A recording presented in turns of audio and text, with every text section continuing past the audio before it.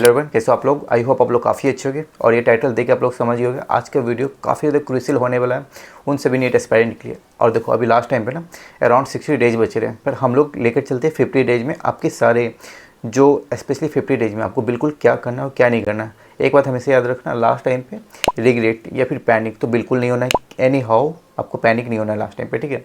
तो आज हम लोग 50 डेज में करेंगे, स्पेशली किन बातों को ध्यान देना है। अब चलो तो देखो ये 15 डेज का ना हम लोग कंप्लीटली सीट चार्ट के साथ हम लोग आपके साथ डिस्कस करेंगे और स्पेशली किन बातों को फॉलो करना है, ठीक है। देखो एक चीज़ आपको बता दूँ कि अभी हम लोग 70 डेज करनी चैलेंज हम लोग ले चुके हैं, ठीक है। इस 70 डेज में आपको डेली टास्क दिया जाएगा, डेली एमसीक्यू दिया जाएगा जो कि मोस्ट एक्सपेक्टेड एमसीक्यू आने वाला है। तो अभी स्पेशली टेलीग्राम पे चल रहा है और काफ़ी स्टूडेंट्स पे ज्वाइन हो चुके हैं। और अगर आप चाहते हो अभी ज्वाइन करने के लिए टेलीग्राम पे, तो बिल्कुल आप जाकर टेलीग्राम ज्वाइन कर लो, ठीक है।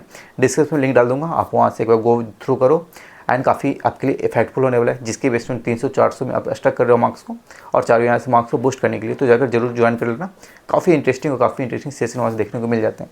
तो आज हम लोग बात करेंगे इन 50 डेज में स्पेशली किन बातों को सबसे ज़्यादा ध्यान देना है। तो देखो लास्ट टाइम पे आपको तो कोई एक्सक्यूज की कोई ज़रूरत है ही नहीं कि मतलब थर्ड थिंग्स तो आपको माइंड में लाना भी नहीं है।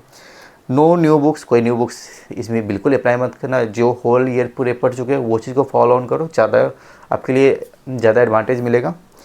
इसमें वो करना है स्पेशली इसी रिवीजन करो, टेस्ट लगाओ, एनालिसिस करो लास्ट के 50 डेज में। बस इसी बात पे सबसे ज़्यादा ध्यान देना है, ठीक है। चलो फर्दर भी तो स्टार्टिंग है, अभी बात करता हूँ और क्या क्या स्पेशली किन बातों को ध्यान देना है। देखो गोल्डन रूल के बारे में बात करें, देखो गोल्डन रूल काफ़ी इंपॉर्टेंट होता है इन 50 डेज में। किस तरह से आपको टाइम शेड्यूल और स्पीड एक्यूरेसी को आप किस तरह से वर्क कर सकते हो इस पर। तो सबसे गोल्डन रूल ये कहता है कि रिवीजन आप मैंने इससे पहले वीडियो बना चुका था रिवीजन किस तरह से करना है, और जो 50 और 30 का जो प्रोमो डेमो मैंने बता चुका था वो चीज़ फॉलो करना कि 50 मिनट पढ़ाई करना, 10 मिनट आप रेस्ट या ब्रेक ले सकते हो, फिर स्टार्ट कर सकते हो। तो आप मेरे हर वीडियो देखते हो तो आपको दिक्कत नहीं होगा कि मैं अभी जो भी आपको गाइड कर रहा हूँ किस तरह से गाइड करता हूँ, कंफर्टेबली आप समझ पाओगे, ठीक है। तो सबसे पहले रिवीजन किस तरह से करना है, उसके बाद आपको प्रैक्टिस पे ध्यान देना है, एनालिसिस एंड रिपीट, ठीक है। ये रूल आपके होना चाहिए। सबसे पहले जो बायोलॉजी रहता है यहाँ पे मैक्सिमम स्कोर रहता है, जहाँ पे आपको जो एग्जाम होते हैं 350 का 360 का आपको पेपर एग्जाम होते हैं 360 का, आपको ये ट्राई करना है इसमें से 350 तक पहुँचना, ठीक है। देखो ये पॉसिबल है, यहाँ से आप हो सकता है। फिजिक्स के बारे में बात करें तो डेली प्रैक्टिस, जितना ज़्यादा प्रैक्टिस करोगे उतना आपके लिए एक तरह से जो आपके डर होता है वो खत्म होगा। केमिस्ट्री में एनसीईआरटी प्लस पीवाईक्यू अगर इतना आप कर लेते हो तो आपके डैम श्योर जो केमिस्ट्री में जो एवरेज स्कोर लाने का जो पॉसिबिलिटी होता है वो 160 से 170 के बीच में होता है। ये आते भी हैं, ठीक है, तो ये पॉसिबिलिटी आप ला सकते हो। फिजिक्स की बात करें तो आप 140 तक आप जा सकते हो, 140 से 150 तक आप इजली कर सकते हो। इजली नहीं कह सकता हूँ लेकिन थोड़ा डिफिकल्ट लेवल का चला जाता है, तो लेकिन ऑन एन एवरेज कि आप 150 160 तक जा सकते हो। अब बात करते हैं 50 डेज स्ट्रक्चर क्या होना चाहिए आपको इन 50 डेज में, किस तरह से आपको यूटिलाइज करना है 50 डेज को। सबसे पहले कि डेली जिससे कि 1 से 30 डेज के बीच में आप चाहो तो अपने अकॉर्डिंग इसको चेंज कर सकते हो, लेकिन मैं अकॉर्डिंग मेरे जो मैंने काफ़ी चीज़ सोचकर और काफ़ी स्टूडेंट को मैंने नोटिस किया हूँ तो ये काफ़ी मैंने इस तरह से डिज़ाइन किया, ठीक है। तो स्टार्टिंग आपको फुल सिलेबस रैपिड रिवीजन पे ध्यान देना है, क्योंकि 50 डेज अराउंड ज़्यादा टाइम नहीं होते हैं, क्विकली आपके टाइम निकलते जाएंगे। तो इन 50 में आपने पहले से जितना पढ़ चुका आप वो ये ट्राई करो कि उस पर रैपिड रिवीजन करने के लिए मैं इससे पहले बता चुका हूँ कि रिवीजन नोट्स कैसे क्रिएट किया जाता है, तो मैं इस बार दोबारा रिपीट नहीं करूँगा, ठीक है। अब बात करते हैं 31 से 45 डेज में मोस्टली ये फोकस करो, मॉक पे फोकस करो और वीक एरियाज पे फोकस करो। जैसे कि देखो किसी का 550 आ रहे होंगे या फिर किसी का 400 आ रहे होंगे, उस टेस्ट के थ्रू आपको ये करना है कि जहाँ से आप सिलेबस आपको ये पता है कौन से टॉपिक आपको वीक हो रहा है उस टॉपिक को वर्क करना है। आप यूट्यूब पे भी हेल्प ले सकते हो, छोटे टॉपिक से वीडियो काफ़ी ज़्यादा भरे पड़े तो आप वहाँ से भी समझने की कोशिश कर सकते हो, ठीक है। तो मॉक और फिर आपके लिए जितने भी ज़्यादा होंगे आप वीक एरियाज पे वर्क करना होगा, ठीक है। एंड लास्ट में फिर 46 से 50 डेज में लाइट रिवीजन स्लाइडिंग करो। इससे क्या होगा, कॉन्फिडेंट बूस्ट होगा आपके। जितना ज़्यादा रिवीजन करोगे आपको बूस्ट होगा कॉन्फिडेंट, हाँ ये कर सकता हूँ, ये इजीली मेरे 550 बन रहे, 560 बन रहे, 600 तक पहुँच सकते हो, ठीक है। तो स्पेशली ये आपके लिए पूरा स्ट्रक्चर रहा। अब हम लोग आते टॉपिक पे, मेन टॉपिक पे किस तरह से स्टार्ट करना है। चलो अब बात करते हैं डेली शेड्यूल का। देखो मैं स्पेशली ये बात करता हूँ, अगर आप अभी स्टार्ट करना चाह रहे हो, ठीक है ना, तो ये 8 to 10 आवर इसको आप काटो और अभी आप ये ट्राई करो 6 से 8 आवर करने का, ठीक है। ये देखो स्लाइटली ईजी है, आप कर सकते हो अगर if you are serious aspirant about MBBS। तो इतना तो मैं होप करके चलता हूँ कि आप 6 से 8 घंटे पर डे आप स्टडी कर सकते हो, ठीक है। लेकिन इसके बाद आपको ग्रेजुअली इसको बढ़ाना है, फिर से आपको इसको 8 से 9 करना है, उसके बाद आपको फिर से बढ़ा कर इसको 10 से 12 करना है, ठीक है। एटलीस्ट जब आप 12 आवर चले जाते हो विथ कंसिस्टेंसी के साथ, तो फिर आप इजीली ये 50 डेज का जो ब्रेक है ना, टारगेट ब्रेक कर सकते हो इजीली, ठीक है। इसमें क्या करना है, 3 आवर बायोलॉजी का दो, क्योंकि कहीं ना कहीं अभी बायोलॉजी में अगर आपके 280 या फिर आपके 290 तक आप पहुँच लो, तो अभी ज़्यादा फोकस करना है बायोलॉजी पे, क्योंकि बायोलॉजी अब 350 तक लाना काफ़ी ईजी होगा कंपेरेटिवली फिजिक्स और केमिस्ट्री सिलेबस को लेकर, ठीक है। तो 3 आवर दो, लेकिन मैं आपको बता दूंगा कब आपको 3 आवर नहीं देना है, वो चीज़ आपको बता दूंगा, ठीक है। एंड उसके बाद फिजिक्स पे 2.5 आवर दो, क्योंकि देखो काफ़ी स्टूडेंट ना बिलोंग करते हैं, अपना जो सिलेक्शन कटअप होता है उससे काफ़ी लो बिलोंग करते हैं, तो फिजिक्स पे 2.5 दो, केमिस्ट्री पे 2 आवर्स देने की कोशिश करो। बाकी जो मॉक देते हो ना 1 से 2 घंटे मॉक पे ध्यान दो, ठीक है। पर डे टेस्ट एनालिसिस करो, ये चीज़ आपको स्पेशली और भी बता दिया कि आपको किस तरह से डेली स्टडी टाइम शेड्यूल को सेट करना है। अपने अकॉर्डिंग मॉर्निंग का टाइम दे सकते हो तो मॉर्निंग का दे देना, कोई स्टूडेंट नाइट में ज़्यादा अच्छे से पढ़ पाते हो तो नाइट का दे देना, ठीक है। बाकी अपने अकॉर्डिंग आप ये चीज़ सेट कर लेना। अब चलो सबसे पहले आपको सेट करना है बायोलॉजी के लिए। क्या पहले बताया कि बायोलॉजी में 340 का सबसे पहले एम लेकर चलो। ऐसे तो मैं तो ये कहूँगा 350 तक इजीली जा सकते हो, लेकिन थोड़ा आपको एफर्ट करना है, एज कम्प्लीटली फिजिक्स केमिस्ट्री से थोड़ा ज़्यादा करना होगा फिलहाल। तो सबसे पहले ये टारगेट रखो 340 हमको बायोलॉजी में करना है एनी हाउ। इससे क्या होगा, आपको एनसीईआरटी लाइन टू लाइन, आपको पता है कि जो 95% जो सिलेबस है पूरे एनसीईआरटी का सिलेबस होता है, बाकी 5% काफ़ी आउटसाइड रहता है, तो डजन में आप छोड़ सकते हो उसको, लेकिन 95% इससे आते हैं, तो ये चीज़ करना है। रिवाइज को डायग्राम क्वेश्चन आपके यहाँ से ऑलमोस्ट 8 से 10 क्वेश्चन सिर्फ डायग्राम क्वेश्चन देखने को मिल जाते हैं, तो डायग्राम क्वेश्चन कंपलसरी हो जाता है हाई स्कोरिंग के लिए। अब डेली ये ट्राई करो कि डेली एमसीक्यू 100 से 150 क्वेश्चन तो एमसीक्यू ट्राई करो, क्योंकि देखो बायोलॉजी में आपको ये भी ट्राई करना है कम से कम टाइम पे ना बायोलॉजी कंप्लीट कर दो। 90 क्वेश्चन आप ये ट्राई करो 35 मैक्सिमम 35 या 40 मिनट से कंप्लीट कर देना है विथ OMR सीट को फिल कर। तो ये ट्राई करो, क्योंकि इसके जितने भी टाइम बचेंगे ना आप यूटिलाइज कर सकते हो फिजिक्स और केमिस्ट्री के लिए। फोकस करना है जो हाई वेटेज टॉपिक्स में हमेशा बोलता हूँ, जैसे आपके जेनेटिक्स हो गए, इकोलॉजी हो गया, ह्यूमन फिजियोलॉजी हो गया, यहाँ से मोस्टली क्वेश्चन ना 20 से 22 क्वेश्चन आपके, मतलब 20 ऑलमोस्ट 15 से 20 क्वेश्चन आपके इस सिंगल टॉपिक से, इस सिलेक्टेड चैप्टर से आपको देखने को मिल जाते हैं। तो ऑलमोस्ट बात करें तो यहाँ से 60 से 80 मार्क्स आपको, बस 70 से 80 मार्क्स आपको यहाँ से कवर किए जाते हैं। तो ट्राई करो हाई वेटेज चैप्टर को सबसे पहले कंप्लीट करने के लिए। चलो इसके बाद मूव करते हैं केमिस्ट्री की तरफ। केमिस्ट्री का टारगेट रखो 160, लेकिन अभी आप इसको काट सकते हो, ठीक है।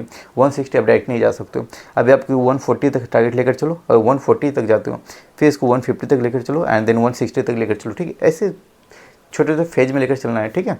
अब बात करते हैं सबसे पहले इनऑर्गेनिक को प्योर एनसीईआरटी से आता है, इसमें कुछ ही बाहर नहीं रहेगा, बस आपको प्रॉब्लम क्रिएट होगा जब एक्सेप्शंस आएंगे, क्योंकि एनसीईआरटी में काफ़ी ज़्यादा एक्सेप्शन दिए हुए हैं, तो एक्सेप्शन को फॉलो करना है, ठीक है।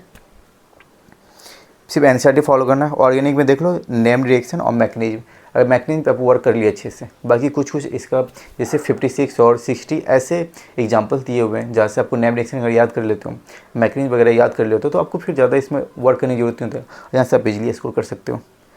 फिजिकल में आ जाते हैं तो डेली न्यूमेरिकल प्रैक्टिस, जितना ज़्यादा न्यूमेरिकल प्रैक्टिस करते हो ईजी होता है। मैं ये भी नहीं कहूँगा यहाँ से न्यूमेरिकल क्वेश्चन ज़्यादा हार्ड आते हैं, तो नॉर्मल ईजी क्वेश्चन रहते हैं, तो आप यहाँ से ईजिली ये क्वेश्चन कर सकते हो।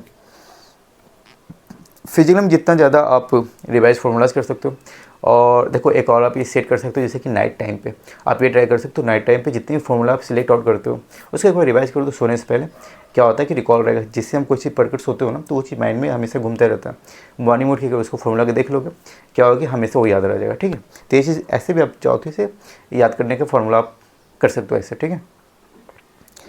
एंड देन मूव करते हैं फिजिक्स की तरफ। फिजिक्स 150 न्यू के लिए मैं हमेशा बोलता हूँ इसको काट दो, 150 अभी जरूरत नहीं है आपको, ये ट्राई करो कि 130 140 तक पहले पहुँचने के लिए, ठीक है।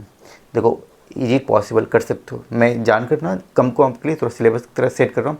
50 डेज में एनफ, आई नो कि ज़्यादा डिफिकल्ट होगा, लेकिन आप अगर आप अभी से कंसिस्टेंसी दिखाते हो तो कोई ज़्यादा लेट नहीं हुआ, ठीक है।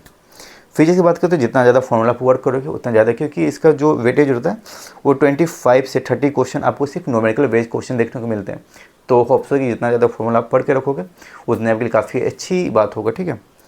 इसमें डेली 40 से 60 MCQ सॉल्व करो डेली, ज़्यादा नहीं करना है 40-60। आई नो कि इसमें टाइम टेकन ज़्यादा होगा, लेकिन प्रैक्टिस रखोगे पहले से तो वहाँ पे एग्जाम में जाने में कुछ न्यू नहीं लगेगा, ठीक है। ऐसा लगेगा कि ये चीज़ मैं पहले से कर चुका हूँ, तो वो चीज़ करके रखना, ठीक है।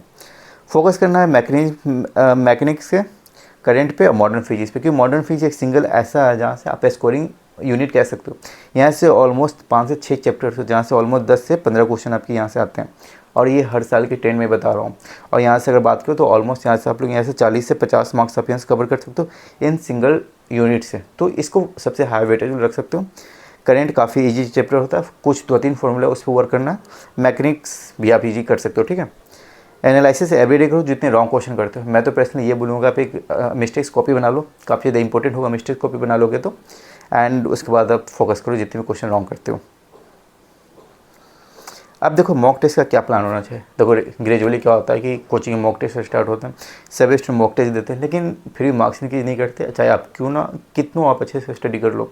लेकिन स्पेशली आज प्लान बात करते हैं। देखो 3 आवर फुल मॉक टेस्ट देना है पर वीक, मतलब कि अभी पर वीक इसको काट दो। अब ये ट्राई करो अभी इसको 2 से 3 दिन में एक मॉक लगा लो, क्योंकि 50 डेज बच रहे हैं। और अगर आप पर वीक लगाओगे तो ऑलमोस्ट बात करें तो ऑलमोस्ट आपके 10 से 12 मॉक टेस्ट होंगे, ठीक है। तो ये मतलब काफ़ी कम रहेगा। तो 2 से 3 आपको मॉक टेस्ट डेली लगा के चलो, अभी काफ़ी इंपॉर्टेंट हो जाएगा। अल्टरनेट डे में टेस्ट रखो एटलीस्ट लास्ट 20 डेज का।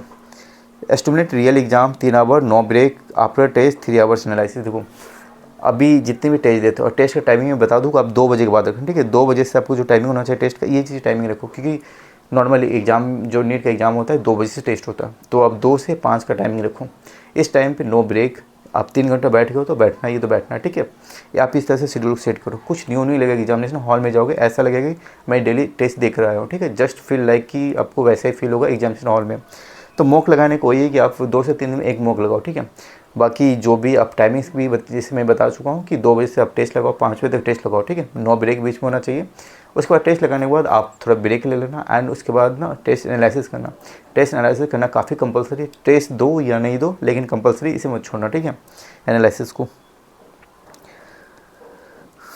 अब जैसे कि आप इरर नोटबुक बना सकते हो। मैंने क्या बोला इससे पहले कि मैं हमेशा बोलता हूँ मिस्टेक्स कॉपी बना लिया करो। इससे ना काफ़ी एडवांटेज होगा सभी को। जो जिस फॉर्मूला या जिस पैटर्न पे आप क्वेश्चन गलत कर रहे हो ना, वो पैटर्न आपको हमेशा के लिए याद हो जाएगा अगर मिस्टेक कॉपी बनाते हो तो। देखो राइट एवरी मिस्टेक्स, जितने भी मिस्टेक्स करते हो उसको कॉपी में राइट डाउन करो।